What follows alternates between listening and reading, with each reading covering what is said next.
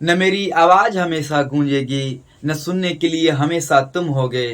तिनका पड़ा मिलूंगा मैं भी कहीं, और कहीं पे रेसे रेसे तुम होगे। जैसे जैसे सूखे फूल दबे हों पन्नों में, गए दिनों की एक निशानी हो जाएंगे। आखिर में सब लोग कहानी हो जाएंगे, आखिर में सब लोग कहानी हो जाएंगे। तो इसी के साथ आपका स्वागत करते हैं आपके अपने YouTube चैनल गबरू टीचिंग पॉइंट पर। ये मैंने कल के क्लास में चैप्टर 2 कर चुका था। आज हम लोग क्लास चैप्टर 3 क्लास 3 होने जा रही है।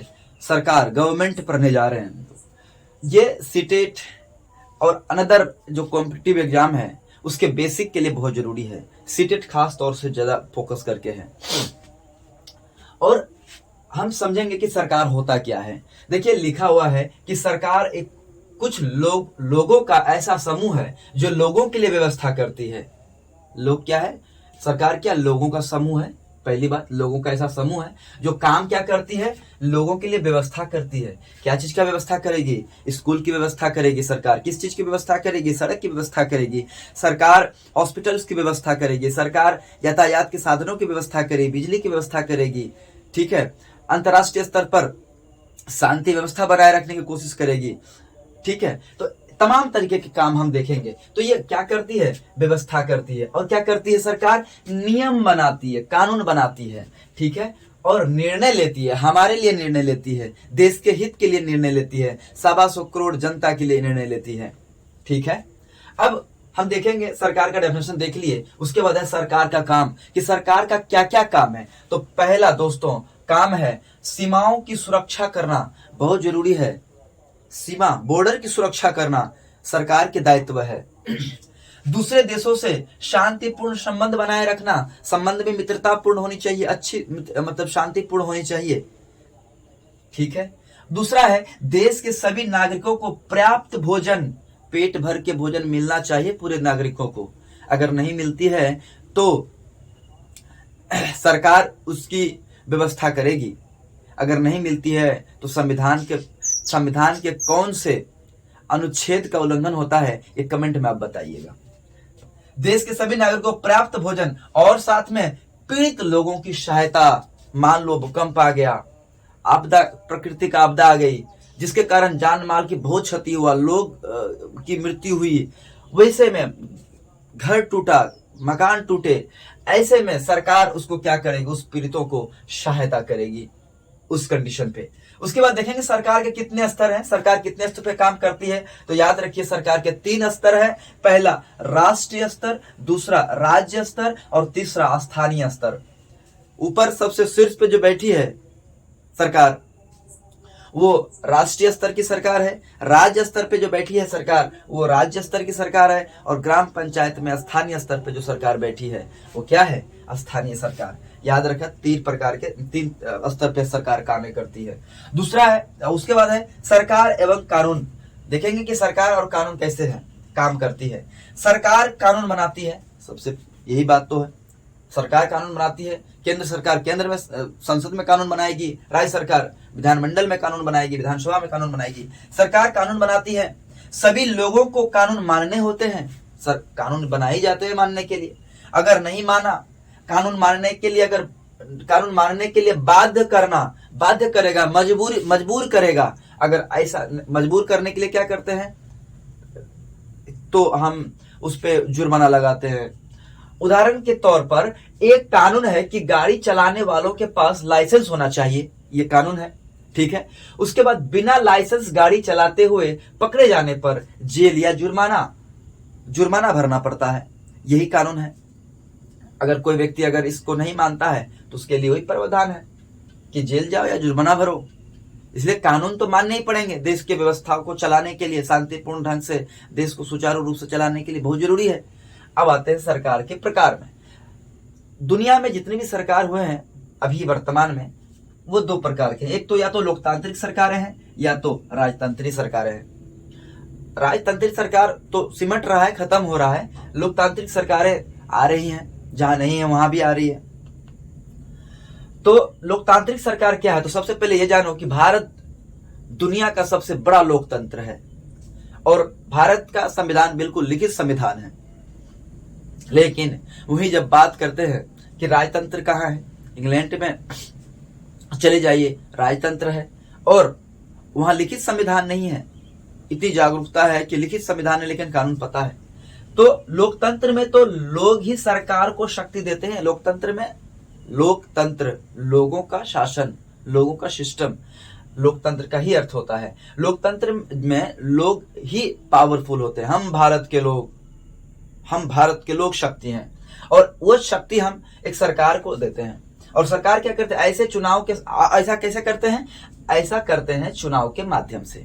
चुनाव में वोट, मतदान करके, 5 सालों में जो होती है मतदान, उसको करके लोग अपनी पसंद के नेता को वोट देकर चुनते हैं। लेकिन आजकल पसंद तो दारू मुर्गा पे भी हो जाते हैं। अगर पसंद नहीं आ रहा है तो दारू मुर्गा है ऐसा चीज जो आज के समाज में मतदान के लिए प्रेरित कर देता है, और ये सबसे घटिया उदाहरण हो सकता है किसी भी देश का। तो लोग अपनी पसंद के नेताओं को वोट देते हैं। ये लोग सरकार बनाते हैं। यही लोग जब बहुमत प्राप्त करते हैं तो सरकार बनाते हैं। और लोकतंत्र में सरकार अपने निर्णय एवं उठाए गए कदमों का आधार बताना होता है और सफाई देनी होती है। सबसे अहम बात है लोकतांत्रिक सरकार में ये खासियत है, ये विशेषताएं हैं कि जो भी निर्णय लिया जाता है सरकार की तरफ से, लोकतांत्रिक सरकार में, या कोई भी कदम उठाया जाता है, उसका सफाई देना पड़ता, आधार बताना पड़ता कि देखो हम ये करने के लिए कर रहे हैं, इससे ये बेनिफिट होगा, देश को, जनता को ये लाभ पहुंचेगा। इसलिए लोकतांत्रिक सरकार की ये अच्छी बातें हैं। तो आप एक स्क्रीनशॉट लो।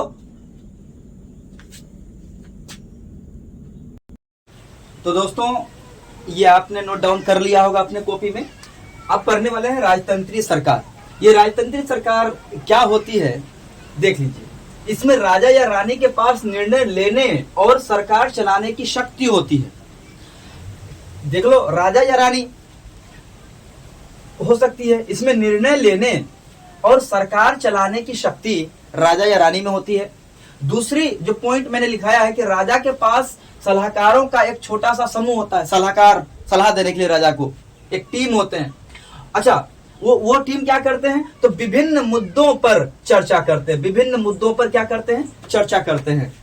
और राजा ही निर्णायक होते हैं। अंतिम निर्णायक अगर कही जाए, क्या अंतिम पावर किसके पास है, वो निर्णय लेने की शक्ति किसके पास है, तो राजा या रानी के पास हो सकता है।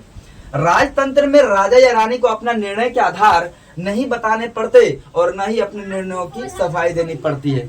ये इंपॉर्टेंट बात है कि जो राजतंत्र होते हैं उसमें न राजा को न रानी को किसी को भी निर्णय का आधार नहीं बताने पड़ते, लेकिन लोकतंत्र में बताने होते हैं, इसलिए इंपॉर्टेंट हो जाता है ये।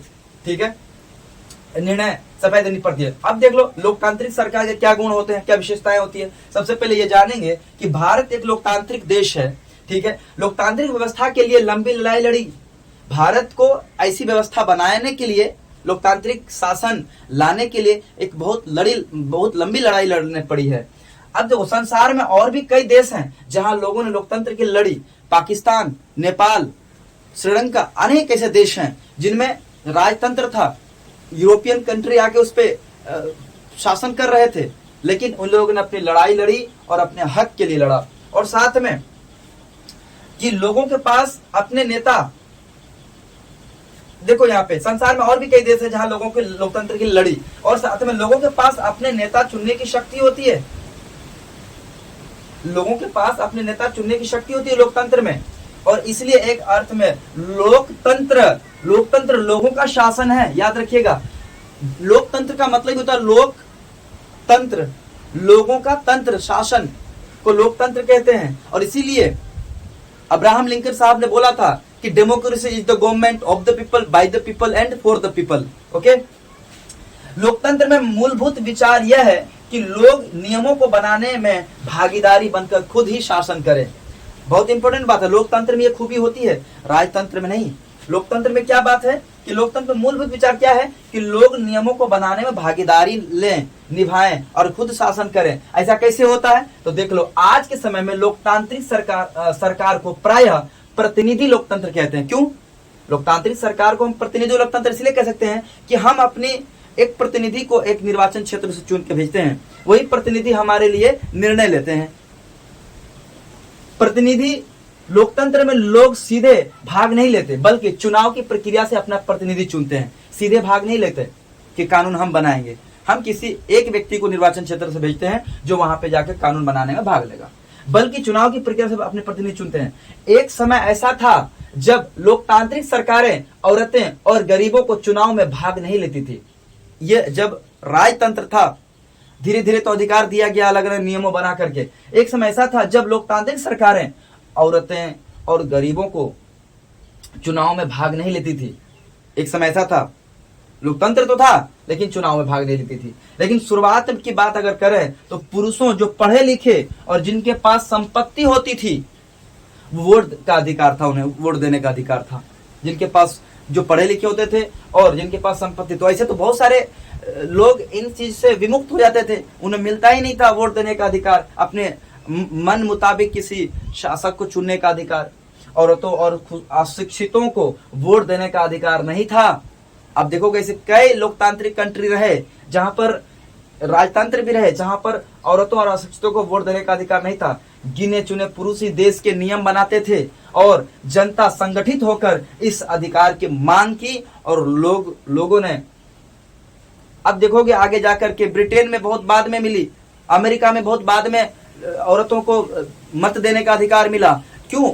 वहां के औरतों को लड़ना पड़ा अपने अधिकार के लिए। एक स्क्रीनशॉट ले लो इसका और नोट बना लो दोस्तों। तो हम लोग ने पीछे उतार लिया, नोट डाउन कर लिया आप लोगों ने। गांधी समेत कई नेताओं ने इस अन्यायपूर्ण व्यवहार का विरोध किया। कौन सा अन्यायपूर्ण व्यवहार? जिसके पास संपत्ति हो, जो शिक्षित हो, केवल वही वोट दे सकता है, ये अन्यायपूर्ण व्यवहार तो है। इसको क्या किया? इसको जोर शोर से मांग उठाया कि नहीं, सारे लोगों को ये अधिकार दिया जाए। और गांधी जी ने यंग इंडिया में पत्रिका में 1931 में उन्होंने एक कथन दिया। कथन क्या था कि मैं ये विचार सहन नहीं कर सकता कि जिस आदमी के पास संपत्ति है वो वोट दे सकता है, लेकिन वो आदमी जिसके पास चरित्र है पर संपत्ति या शिक्षा नहीं, वो वोट नहीं दे सकता। या जो दिन भर अपना पसीना बहाकर ईमानदारी से काम करता है वो वोट नहीं दे सकता, क्योंकि उसने गरीब आदमी होने का गुनाह किया है। पत्रिका में लिखा, यंग इंडिया पत्रिका में गांधी जी ने। और एक फैक्ट याद रखिएगा कि अमेरिका में औरतों को वोट देने का अधिकार 1920 में मिला और इंग्लैंड की औरतों को वोट देने का अधिकार 1928 में। याद रखिएगा, फिर रिपीट कर लीजिए 2-3 बार कि अमेरिका की औरतों को वोट देने का अधिकार 1920 में मिला और इंग्लैंड की औरतों का वोट देने का अधिकार 1928 में मिला, जस्ट 8 साल बाद। तो देखो इतने साल बाद जाकर के यहाँ पे भी डेमोक्रेसी आ रही है, गरीबों को और औरतों को वोट देने का अधिकार मिल रहा है। वो भी यूं ही स्वतः नहीं मिल गई, वहां के औरतों ने अपना आवाज बुलंद किया, अपने अधिकार की लड़ी। तो चलिए आज का ये क्लास इस चैप्टर का खत्म होता है। बाय।